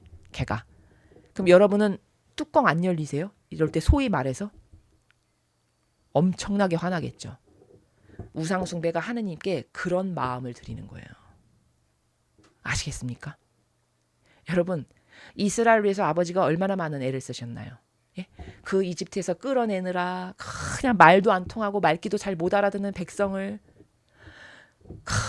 다 끌어내서 또 광야를 건너서 저 땅으로 데리고 가고 싶은데 말이나 잘 들어요? 말도 잘 안 듣고 소통이 잘 됩니까? 소통도 안 되고 고집은 엄청 세고 이런 애들을 그냥 어르고 달래고 해서 각고의 노력으로 저기를 데려가려고 했는데 걸핏하면 얘네들이 나를 배신하네? 그럼 여러분은 어떤 마음이 드시겠어요? 그 영혼에 대해서. 이게 바로 우상숭배로 아버지께 드리는 모욕이에요. 근데 그거를 놀랍게도 저 정치 집단이 하는 게 아니고요. 교회가 한다니까요. 주도적으로. 이게 얼마나 기막힐 노릇입니까? 에? 기막히지 않으십니까? 내가 가장 믿었던, 나를 위해서 헌신하고 투신하겠다라고 해서 온갖 좋은 거란 좋은 거는 다 주고 기회를 열어놨더니 사탄이 돼버린 거예요. 그래서 사탄 노릇을 해. 그래서 자기랑 똑같은 사탄을 공장이 찍어 만들어내듯이 계속 만들어내네. 수십 년, 수백 년을. 이러면 여러분 거기 불이 안 내리는 게 이상한 거예요. 그렇지 않습니까? 거기 불이 안 내리는 게 이상한 거지. 지금까지도 불을 안 떨어뜨리시는 건 정말 아버지의 인내심이 위대하신 거예요. 이게 우상숭배로 드리는 모욕입니다. 여러분이 입장을 바꿔서 여러분의 자식 케이스로 제가 비유를 들어서 설명해 드렸죠. 그 자식을 빗대어서 한번 사실적으로 생각해 보세요. 이게 얼마나 화나는 일인지. 그러니까 우리는 이 사고방식이요. 정상이 아니다라는 걸 먼저 인정해야 돼요. 정직하게. 아, 나는 사고방식 정상 아니다. 이것도 정직한 사람이나 그런 말 할 수 있어요. 인정할 수 있고 자기 자신한테. 아, 나는 사고방식이 지금 굉장히 이상하구나. 성경적이지 않고 하느님하고는 완전 다르구나. 완전 마귀가 내 안에서 수십 년을 살면서 또아리를 틀어놔서 내 사고방식은 정상적이지 않아. 이걸 인정하는 사람만이 큰 은총을 받습니다. 왜? 하느님은 정직한 사람한테 은총을 넣어주시거든요. 그 정직성을 보시고. 하느님은 속성만 보세요. 그러니까 쟤 정직하다. 쟤는 은총 받을 만해. 이러고 더 많이 깨닫고 더 많이 발견할 수 있도록 은총을 주십니다. 그런 사람한테만. 아시겠죠? 그러니까 교만과 자만이 있는 사람은 은총 받긴 다 긁는 거예요. 그런 사람에게는 하느님의 은총이 타당하지가 않아요. 그 역겨움 때문에. 아시겠죠? 그래서 우상숭배가 그토록 나쁜 거다. 지금 앞에서도 계속 말씀하셨는데 여기 또 말씀하시잖아요. 우상숭배하면 안 된다고. 그 소태같이 쓴 열매를 맺는 걸 나눠주면 안 된다라고 여기 말씀하시죠. 명심해야 된다라는 거죠. 특히 오늘날을 살아가는 우리가. 왜? 속기 좋은 시대에 우리가 살아가고 있으니까. 29장에서는 이게 가장 중요해요. 자, 그 다음에 30장을 보겠습니다. 자, 30장 첫 번째는 회개하면 포로 생활에서 돌아오게 되리라 이렇게 말씀하시거든요. 그러니까 앞에 29장에서 너가 나를 배신해서 내가 너하고 이런 계약을 맺었고 내가 사랑으로 이렇게 보듬고 이렇게 많은 것을 줬는데 너가 이런 배신을 해. 그러면 너에게 가차없는 이런 응징이 가할 거다라는 걸 말씀하신 거거든요. 근데 네가 우상 숭배를 하게 되면 너는 그 가나안 땅에서 내가 완전히 멸하게 할 텐데 그러면 주변국이 너네들을 보고 어머 쟤네 하느님 있는 애들이냐는데 왜 저렇게 망했어? 하느님이라시는 분은 왜 저렇게 이스라엘 백성을 망하게 하신 거야? 막 그런 말을 할 거다라고 여기 아까 29장에서 여러분 읽으셨죠. 그렇게 될 때 저들은 하느님의 계명을 어겨서 하느님과의 약속을 어겨서 저렇게 된 거야 라고 하면서 남들이 너를 조롱하게 될 거다. 이런 게 나오잖아요. 자, 네가 어기면 그렇게 될 거야. 근데 만약에 네가 그렇게 비참한 처지가 되었어도 사람이 바닥을 치면 정직해진다라고 제가 말씀드렸죠. 바닥을 쳐봐야만 그때서야 자기를 돌아보는 게 인간이에요. 바닥을 칠 때야만 객관성을 가지고 회개를 하게 되는 게 이 완고한 인간입니다. 그러니까 바닥을 치게 되면 그들이 회개하고 뒤돌아보고 잘못했습니다. 용서해 주십시오. 이런 걸 하게 될 거라는 걸 아버지는 아시는 거죠. 이미. 그러니까 네가 회개를 하게 돼. 그런 포로 생활에서 돌아오게 되리라. 이거는 이미 아버지는 보고 말씀하시는 거다라고 제가 누누이 말씀드리죠. 이들이 포로 생활을 하게 될 걸 아시는 거예요. 이미. 아버지께 수많은 배은망덕과 모욕을 드려서 우상숭배를 포함한. 어떤 포로 생활이냐? 바빌론으로 끌려가죠. 이들이. 우리가 성경에서 학습을 했듯이 바빌론으로 끌려가서 포로 생활하게 될 걸 이미 아시는 거예요. 근데 네가 그런 비참한 처지가 됐어도 회개를 하게 돼. 그럼 내가 다시 돌아올 수 있게 해주마. 이런 말씀이거든요. 그러니까 회개가 얼마나 중요한가. 여러분 이 회개라는 단어도 또 설명하려면 엄청 긴데 아주 간단하게 말씀드릴게요. 우리가 저 거짓교회에서 회개 그런 거를 똑바로 배워본 적이 없어요. 왜냐하면 회개가 뭐냐면요. 회개는 온전한 회개를 말씀드리는 거예요. 제가 지금 말하는 건. 온전한 회개는요. 내가 A의 사고방식으로 살았고 A의 행위를 맨날 했어. 그랬던 사람이 완전히 B의 사고방식을 하고 B의 행위를 하게 돼. 이게 완벽한 회개예요. 이해되십니까? 그러니까 샘플이 있어요. 성경에. 누구냐? 바오로 사도. 화가 와닿으시죠? 무슨 말인가? 바오로 사도가 A의 사고방식과 A의 행위를 맨날 했죠. 맨날 주님의 백성들을 잡아다가 가두고 죽이고 학살한 아주 앞장섰던 사람이에요. 근데 이 사람이 다마스커스로 가는 길에 예수님을 만나잖아요. 특별한 은총으로. 그리고 나서는 완전히 달라지죠. 180도. 그래서 맨날 잡아 죽이고 쳐 죽이고 그 앞장서고 선봉주에 했었던 사람이 완전히 비로 돌아서서 주님의 백성들에게 복음 전하고 그들을 돌보고 하는 하느님의 일꾼이 되죠. 그럼 이게 A어로 살았던 사람이 B로 사는 게 맞죠. 이게 회개예요. 그러니까 말로만 하느님 잘못했습니다. 뭐 어쩌고 저쩌고 블라블라. 이게 회개가 다가 아니라고요. 물론 이럴 수는 있죠. 무엇을 잘못했다는 걸 알았어. 그래서 진정으로 진심으로 눈물을 흘리며 그 행위에 대해서 죄송한 마음으로 고백을 했어. 그럼 회개한 게 맞긴 맞아요. 근데 그 회개가 완성이 이루려면 그건 아직 완성은 아니에요. 왜? 다음 달에도 그걸 똑같이 한다면. 그리고 또 가서 눈물을 흘려서 또 고백서다 봐봤자 똑같은 걸 또 한 거잖아요. 그렇죠? 그러니까 완전한 회개가 이루어진다는 건 물론 그런 과정들이 쌓이고 반복되다 보면 행위도 완전히 끊게 되는 일련의 과정이 필요할 수는 있겠죠. 그러나 100%짜리는 A로 살던 사람이 B로 사는 게 이게 완전한 회개다. 가던 길에서 백해서 돌아서는 이게 완전한 회개다. 그러니까 예를 들어 보통의 사람 같은 경우면 인간적인 사고방식을 어제까지 했는데 오늘부터 다시는 인간적인 사고방식 안 합니다 해서 무엇을 할 때마다 자꾸 예수님과 성모님을 떠올리면서 예수님이면 네 이렇게 하셨을 것 같아 손해가 나더라도 이걸 실제적으로 해. 이게 회개라는 거예요. 아시겠죠? 이게 회개예요. 그러니까 회개 하나도 똑바로 모른다니까요. 종교생활에서는 말만 했으면 회개했다라고 끝났다고 생각하지. 그게 아니라니까요. 이해되시죠? 이게 회개입니다. 자, 근데 이들이 이제 바빌론에 가서 여태까지 반향을 잘못했기 때문에 그 결과로서 바빌론 유배를 허락하셨는데 거기서 니네가 회개하고 뉘우치고 나를 갈망하고 하느님께 우리가 이런 죄를 졌어. 이렇게 큰 은총으로 계약도 맺고 축복해 주셨는데 그걸 어겼어. 해서 똑바로 뉘우치고 다시 돌아서서 살면 니네들이 다시 너네 고향으로 돌아올 수 있게끔 내가 안배를 하고 배려를 하겠다라는 말씀을 하시는 거잖아요. 그렇죠? 그러니까 이 가장 큰 회개는요, 여러분, 인간의 뜻을 버리는 게 가장 큰 회개입니다. 요즘 시대 버전으로 제가 말씀을 드리면 이해되십니까? 인간에게 가장 큰 회개, 하나님이 가장 기뻐하실 회개가 뭡니까? 이렇게 물어본다면 인간의 뜻을 완전히 버리고 신적인 하느님의 뜻으로 당신이 살아가는 것을 사실적으로 하나님께 보여드리십시오. 그럼 아버지가 가장 기뻐하실 회개입니다. 이게 답이에요. 이해되시죠? 과거에는 이렇게 말해줄 수가 없었어요. 왜냐하면 하느님의 뜻을 모르던 시대니까. 근데 지금은 이 하나님의 뜻이 알려진 지가 벌써 100년이 넘었잖아요. 우리가 그걸 학습하고 있고. 그렇기 때문에 피아세 질서로 돌아가는 것. 인간의 뜻을 버리고 신적인 사고방식, 하느님의 사고방식을 내가 사고방식을 하는 것. 태양의 자녀가 되는 것. 이게 가장 큰 회개예요. 아시겠죠? 네. 요즘 버전으로 적용을 하면 그렇다는 겁니다.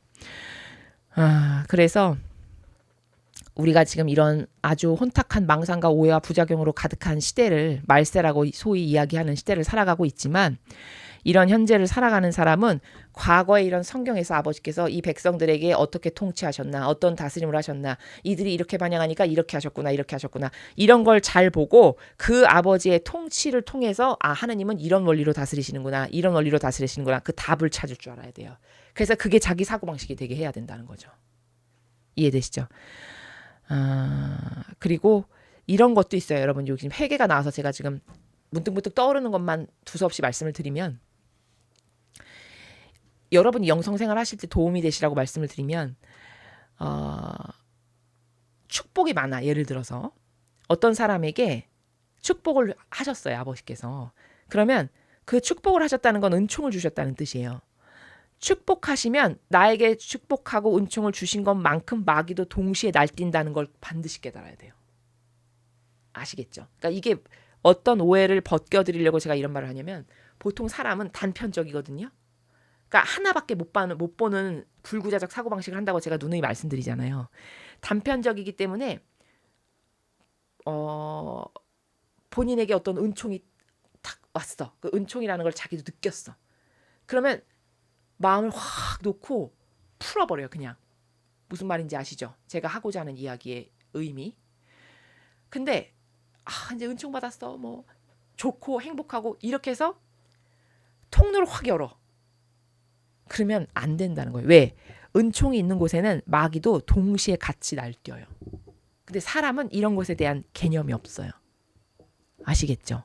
그러니까 은총만 있지도 않고요. 인간의 삶에서 어떤 영혼의 액을 봤을 때 마귀만 들끓지도 않아요. 우리가 왜 세상에 그 어르신들이 이런 말씀하시죠. 인생은 다 희노애락이야.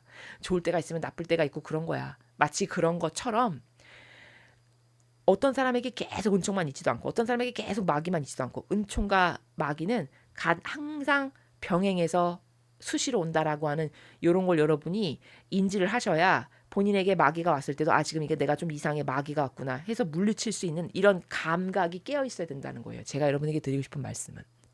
아시겠죠? 그러니까 그러면 이런 마귀로부터 유혹받지 않으려면 제일 좋은 방법 하나 있어요. 그냥 내 걸 안 쓰면 돼. 내 인성을 다 맡겨드리고 예수님과 성모님께 내 인간적인 뜻, 의지, 내가 추구하는 모든 기타 기호, 정석, 경향 다 가져가십시오. 다 맡겨드립니다. 그리고 저를 마귀가 충동질하고 유혹해서 마귀에게 넘어가지 않도록 저를 보호하고 지켜주십시오. 저는 아버지 사고방식만 할 겁니다. 이거를 수시로 말씀드리는 거예요. 의탁을 하고. 그걸 빈번하게 자꾸 하죠? 그러면 아버지는 제가 진정성이 있다. 제가 진짜 저걸 원하는구나 라고 여기시면서 그 보호하실 수 있고 넘어가지 않을 수 있는 이런 기타 등등 필요한 총을 주실 수 있는 명분이 생긴다는 거죠. 이해되셨죠? 이제 그런 겁니다. 영적 메커니즘이. 그 다음 두 번째 챕터는 하느님의 계명은 어려운 것이 아니다. 자, 모세가 너희가 아버지 계명을 안 지키면 이렇게 될 거고 이렇게 될 거고 막 무서운 얘기만 계속해. 그러면은 이 백성이 받아들일 때 군중이 저렇게 어려워서야 저렇게 힘들어서야 어떻게 지키고 살겠어. 그냥 부담만 가득하네. 이런 생각 할까 안 할까요? 반드시 하죠. 지금도 마찬가지예요. 제가 피아세 나라는 이래야 되는 거고요. 하느님의 뜻 태양의 나라의 자녀가 되려면 이런 거 이런 게 있어야 되고 막 이렇게 얘기를 하죠. 그러면 나는 못하겠다. 이렇게 접는다고요. 약간 나약하고 유약한 사람은. 그쵸? 절대 그게 아니에요. 여러분 제가 며칠 전에 천상의 책 5장인가 21권 거기서 강의했지만 예수님 말씀하시죠. 아니 내가 인류에게서 이걸 얻을 수 없을 거라면 내가 이걸 왜 알리겠니? 무슨 말인지 아시죠? 그 행간의 나라가. 아니 내가 세상에서 이런 애들을 내가 얻을 수가 없어. 그럼 내가 이걸 왜 가르치며 이걸 왜 전하겠니? 이런 말씀 하셨잖아요. 그러니까 불가능한 거라면 인간에게서 그걸 도출하는 게 그걸 열매와 수확을 하는 게 불가능하다면 이런 쓸데없는 행위를 내가 왜 하냐? 라고 예수님이 반문하시잖아요. 바로 그거예요. 할 수 있다라는 거예요. 근데 어렵게 느껴지는 건 첫째, 우리가 지금 배우는 이런 영적인 모든 지식이 다 생소해요. 왜냐면 들어본 적이 없던 것들이에요. 다 과거에. 왜? 우리 맨날 만담만 들었으니까. 누가 우리에게 진리를 가르칩니까? 아니 종교생활하는 사람은 모두 다 똑같아요. 상황이. 지금 처해 있는 상황이. 다 만담만 들었어요. 여태 수십 년. 그렇죠? 진리를 똑바로 원리와 관점과 개념으로 안 가르쳤다니까. 못 가르치는 거지 모르니까. 그러니까 굉장히 낯설고 생소해. 게다가 천상의 책을 같이 배우다 보니까 또 되게 고도적이네. 되게 어려워 보여. 그러니까 어려워 보이고 고도적이고 난해하고 또 이러면 사람이 저걸 어떻게 저건 무슨 특별한 어떤 특수한 이런 루이사 피카레타 같이 그런 사람이 나는 거지. 이렇게 할 수가 있다는 걸 하느님이 아실까요? 모르실까요? 아시죠? 그러니까 모세를 통해서 계명은 어려운 것이 아니다. 이렇게 또 말씀하시잖아요. 격려하시는 거죠. 그렇죠? 근데 여러분 이 말씀이 진짜 맞다라는 걸 제가 입증할게요. 자, 여러분 생각해 보세요. 아주 쉬워요. 여러분이 과거로 한번 돌아가서 생각해 보세요. 인생을 한번 살면 어떤 사람이 죽을 만큼 좋았던 적 있으세요? 결혼하신 분들이면 다 있으시겠죠. 그러니까 결혼도 하시고 자녀들도 출산하신 거잖아요. 그러니까 누구를 죽을 만큼 좋아해봤다. 예를 들어. 그러면 혹은 뭐 사람이 아니어도 어떤 게 너무 좋아. 내가 좋아하는 어떤 너무 좋아하는 게 있어. 그러면 그거 시켜서 하나요? 안 시켜도 자발적으로 막 하죠. 그렇죠? 예를 들어 어떤 사람이 취미생활로 자전거 타는 걸 너무 좋아해. 그러면요. 오밤에도 가요. 오밤에 가라고 누가 등 떠밀었나요? 아니요. 자기가 가요. 자발적으로 자기 발로. 그러니까 문제는 뭐냐. 내가 하느님을 사랑하게 되죠. 그러면 하느님 법 지키지 말라고 해도 지킵니다. 여러분 남녀 사이에 이런 것들을 잘 느끼실 것 같은데 예를 들어 연애를 해서 누군가를 사랑해. 그러면 미국에 있다고 안 갑니까? 미국에 있어도 비행기 끊어서 오밤이라도 가죠. 예. 그건 뭐예요? 사랑하기 때문이에요. 그러니까 사랑은 이토록 큰 에너지거든요. 그러니까 여기도 계명을 지키는 게 너무 쉬운 거야. 그거는 하느님이 어떤 분이신지를 우리가 이렇게 맨날 학습하잖아요.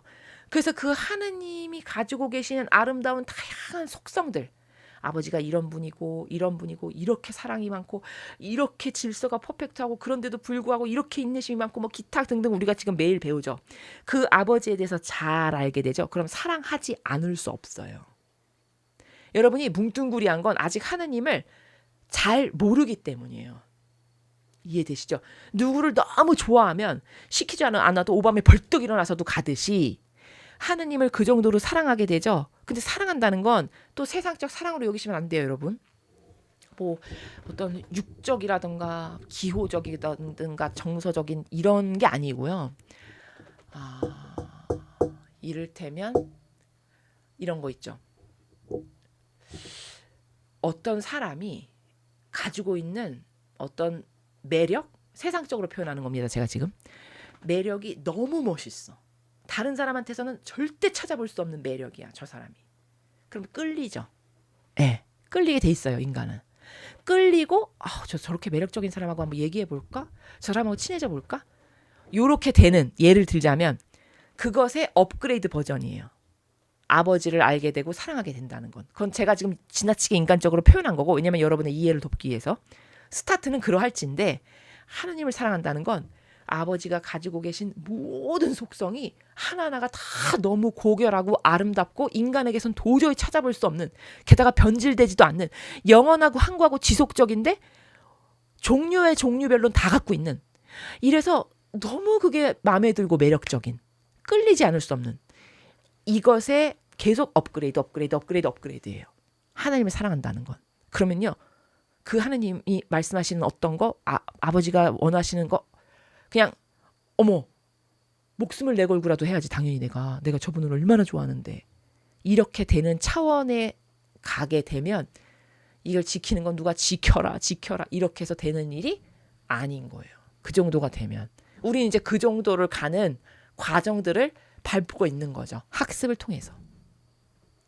이해되시나요? 네. 이게 이야기가 나와서 제가 잠깐 여러분들 말씀드리면, 여러분 그 매력이라는 거, 사람 대 사람으로서 저 사람이 너무 멋있다, 좋다라고 느끼는 것이 여러분이 이해를 잘 하시려면 여러분 전쟁 영화 좋아하시나요, 혹시? 저희는 수도원에는 원래 텔레비전이 없어요. 그리고 이제 뭐 이런 미디어를 접하질 않아요. 수도 생활할 때. 근데 저희는 교육 수도원이다 보니까, 그리고 이제 일주일에 한 번씩 정도 마치 휴식 시간처럼 영화를 봐요. 근데 그 영화들도 이런 세상에 이런 병든 기호와 정서와 감성의 나라, 저희는 이런 거 안 봐요. 전쟁 영화를 봐요, 저희는. 의외시죠? 근데 저희가 전쟁 영화를 왜 보냐면요, 전쟁 영화에서 배울 게 너무 많아요. 저희 강의를 들으시는 형제님들은 제가 이 말하면 너무 좋아하실 것 같아요. 공감이 잘 되니까. 그 유명한 전쟁 영화 시리즈 중에 밴드 오브 브라더즈라는 게 있어요. 보신 분 있으실지 모르겠습니다. 저는 그 영화 보시라고 추천해드려요. 이상한 그 말도 안 되는 그 끽끽거리면서 웃는 이런 거 보시지 마시고요. 그거 정신건강에도 안 좋거든요. 그런 건 아무짝에도 소용이 없어요. 사람의 사고방식과 정신세계에. 오히려 갉아먹기만 하지. 그러니까 그런 거 보시지 말고 밴드 오브 브라더즈라는 영화가 있어요. 시리즈물이에요. 10부작이에요, 그게. 근데 그거를 꼭 보시라고 추천드려요. 자, 왜냐?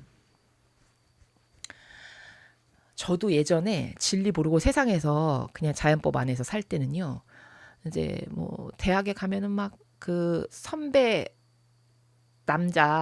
선배들이나 대학 동기들도 남자애들이 맨날 뭐 군대 갔다 온 얘기, 뭐 군대에서 축구한 얘기 막 이런 걸 하면 너무 싫어했거든요. 쟤는 할 말이 저렇게 없나.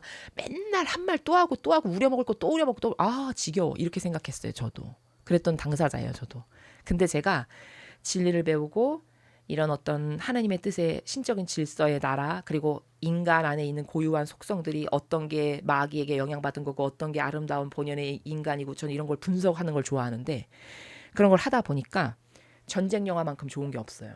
자기를 돌아보는데. 그리고 특히 남성분들은 꼭 보십시오. 왜냐? 제가 아까 서두에서 말씀드렸지만 요즘 시대에 올바른 남성성 없거든요. 여러분도 인정하시죠? 올바른 남성성은요, 일단 첫째 용감해야 돼요. 여러분 다윗을 보십시오. 얼마나 용맹한가. 다윗이 전장터에 나가서 몸을 살인 적이 없어요.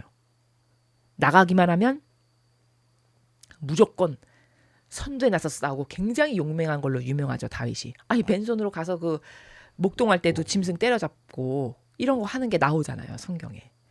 남자는 용맹해야 돼요. 용감해야 됩니다. 자기를 버릴 줄 알아야 돼요. 이게 위대한 아름다운 남성성이에요. 절대성. 그렇게 용감해야 되고, 그 다음에 그 영화를 보면은 그 어떤 한 인간으로서의 숭고한 희생정신 있죠. 아, 저건 정말 숭고하다. 그게 자기를 위해서 나가는 게 아니잖아요. 그럼 목숨 귀하지 않은 사람이 있습니까? 무섭지 않은 사람이 있습니까? 그 총이 빗발치는데, 그 2차 대전을 배경으로 한 영화인 걸로 알고 있거든요, 제가. 그 2차 세계대전을 배경으로 한 그 영화를 보면은 거기 그거 다 자원한 사람들이에요. 게다가 차원에서 온 사람들이잖아요. 미군의 그 2차 대전의 어떤 활약상을 나타내는 영화거든요. 미 육군에. 보면 다 자원한 것도 멋있는데, 자원에서 한 팀을 이루어서 점점 똘똘 뭉쳐서 저 사람이 곧 나라고 생각하는 그 전우에 하며, 요즘 세상에 하나도 찾아볼 수 없는 정신이 거기 다 있어요. 저 동료가 곧 나라고 생각해서 그 사람이 총 맞으면 내가 총 맞을 각오하고 데리고 오는 이런 희생 정신, 자원했다라고 하는 이 자발적인 정신, 이런 거 다 하느님이 아름답게 생각하시는 것들이거든요. 그리고 거기서 오랫동안 부딪히면서 살다 보니까 가족보다 더 끈끈해서 사랑으로 하나 될 줄 아는 이런 정신이라든가, 그리고 그 아픈 전쟁 가운데 본인들이 자원해서 지원 입대를 해가지고 전쟁에 나갔지만 다리 하나가 잘리고 어디 하나가 아파도 거기 나는 집에 가겠습니다라고 말하는 사람이 아무도 없어요. 다리 하나가 잘려나가도 나는 끝까지 할 겁니다라고 다 얘기해요. 얼마나 훌륭합니까? 예? 요즘 세상에 그런 남자 있어요? 요즘 세상에 그런 절대성 보셨습니까? 그러니까 이게 제대로 된 절대성이거든요. 그 제대로 된 절대성을 그 영화에서 보니까 너무 반가운 거 있죠. 아, 인간다운 인간을 오늘 내가 봤다. 하느님이 창조하신 그 본연의 모습 그대로로 남아있는 인간이 저렇게 있었구나. 그리고 저게 원래 정상인인데, 남성으로서 절대성으로서 지금 저 정상이 다 사라졌고 비정상이 사회를 지배하는 세상이 된 거잖아요. 이런 걸 분석하는 거거든요, 저희 영화 보면서. 그러니까 여러분도 그 전쟁 영화를 보면서 얼마나 요즘 시대하고는 다른 아름다운, 하느님이 정말 절대성으로 축복하신 아름다운 속성이 뭔가, 그 영화를 보면서 발견해 보시라는 거예요. 그리고 나는 그런 속성이 있나, 그런 속성을 버리고 살아가면서도 부끄럽지 않은가, 그런 속성을 버리고 1년 더 살면 기쁜가, 그런 속성을 내가 폐기 처분하고 목숨줄 조금 길게 연명해서 한 2, 3년 더 살면 행복한가, 만족스러운가, 과연 그런 내가, 이런 걸 돌아보시라는 거죠. 이해되시죠? 제가 이 말을 왜 하냐면, 아까 하느님의 계명을, 아버지를 사랑하면 지키는 게 너무 쉬워진다, 이렇게 말씀드렸죠. 사랑을 얘기하다 여기까지 왔는데, 어떤 한 인간을 정말 인간의 그 자체로서의 고유한 본연의 모습을 갖고 있는 인간을 봤을 때, 아, 정말 아름답다, 아, 정말 절대성으로 존중하고 싶다 라는 마음이 들게끔 하는 그런 속성들을 그 영화에서 봤어요. 근데 전쟁 영화에서만 그런 걸 볼 수 있어요. 왜? 다 희생을 하는 내용들이니까. 근데 요즘 세상에 희생하는 영화 없죠. 다 또라이 사이코 이상한 영화만 넘쳐나잖아요. 막 이상한 관계인데 막 사랑하고 막. 이게 마귀판이 된 거예요, 세상이. 그러니까 정상적인 영화를 보시고 감명을 받고 싶고 나에게도 그런 것이 있나 되돌아보고 객관화를 좀 하고 싶으면 여러분 전쟁 영화를 보시라는 거예요. 그중에 저는 명작이라고 생각하는 게 밴드 오브 브라더즈라는 게 명작이라고 생각합니다. 그러니까 꼭 여성분들도 보세요. 저는 여성분들은 더 보셔야 된다고 생각해요. 왜? 그 여성만이 가지고 있는 그 째째하고 쫀쫀하고 나약하고 유약하고 사사로운 감정에 쉽게 휘말리는 이걸 다 벗어버려야 고결한 사람이 되거든요. 근데 그걸 다 벗어버릴 수 있는 어떤 근거를 그 영화를 보고 찾을 수 있어요. 아, 저런 멋있는 사람이 나도 되고 싶다. 그게 꼭 남자여서가 아니라 속성을 보라는 얘기예요. 제 말은. 이해되시죠? 저런 속성을 가진 인간이 내가 되고 싶은가? 아니면 이렇게 인간적인 것으로 그냥 꼬질꼬질한 내가 마음에 드나? 이거를 비교해 봐야 된다는 거죠. 그래서 반드시 여성분들도 보시라는 겁니다. 자, 이렇게 어떤 하느님이 맨 처음에 창조하셨을 때의 아름다운 고유한 속성을 갖고 있는 영혼은 아름다운 거거든요. 그런 영혼에게 끌리듯이 하느님을 아버지가 가지고 계신 어떤 아름다우신 통치와 주권과 권한과 다스림과 이런 모든 것들을 여러분이 계속 학습을 하면서 그 위대성과 아름다움을 발견하게 되면, 그 매력을 발견하게 되면 하느님을 사랑할 수밖에 없게 되는 거예요. 사랑하면 무조건 그 사람의 것을 다 따르게 되어 있어요. 우리가 앞에서 인간 세상사에서도 사랑하면 오밤에도 내가 미국을 가듯이. 이해되시죠? 그러니까 어려운 게 아니라는 거네요. 결과론적으로 말했을 때. 그런 차원의 나라에서 하느님의 계명은 피앗의 자녀가 되는 것은, 태양의 자녀가 되는 것은 어려운 게 아니다. 이렇게 연관지어서 제가 여러분에게 말씀드리고 싶다라는 겁니다. 그리고 이제 마지막 챕터는 생명의 길과 죽음의 길. 이거는 반복하는 거죠. 너가 하느님을 이렇게 따르고 그 질서에 순종하고 하나 되면 너는 영원한 생명의 길을 얻게 될 거고, 너가 그렇지 않고 반기나 들고 우상숭배나 계속하고 아버지가 좋아하시지 않는 인간의 뜻 안에서 계속 살고, 그럼 넌 죽음의 길을 갈 거고. 이건 이제 말을 하지 않아도 여러분이 다 아시는 내용일 거다라고 생각이 됩니다.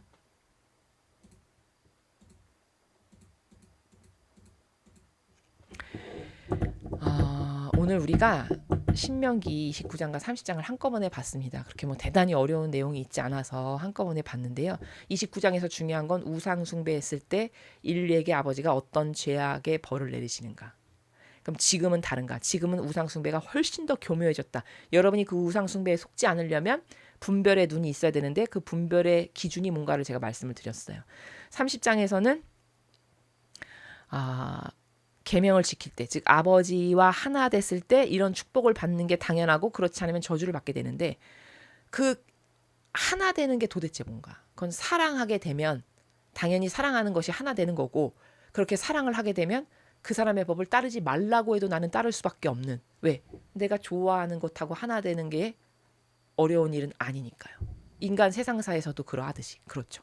그러니까 우리가 아버지가 어떤 분이신지를 자꾸 발견하고 학습을 하는 거고, 발견하고 학습하고 그 고결하신 아름다운 속성에 반하게 된다면 여러분이 하느님을 더 많이 사랑하시게 될 거고, 자꾸 아버지를 사랑하게 되면 내가 사랑하는 그 아버지가 주시는 말씀이야, 무조건 들어야지, 이렇게 된다는 겁니다. 그러면서 인간적인 걸 점점 잘 버릴 수 있게 되는 거죠. 이해되시죠? 이런 이제 다양한 과정들이 사람에게 필요한 거고요. 여러분이 그런 다양한 과정들을 겪어서 더 성숙해지고 더 고결해지셔서 아버지께서 보시기에 정말 만족스러운, 기뻐하실 수 있을 만한 그런 열매를 매일 맺어드리는 영혼들 되셨으면 좋겠습니다. 이상으로 신명기 29장, 30장 해설 강의를 마치겠습니다. 감사합니다.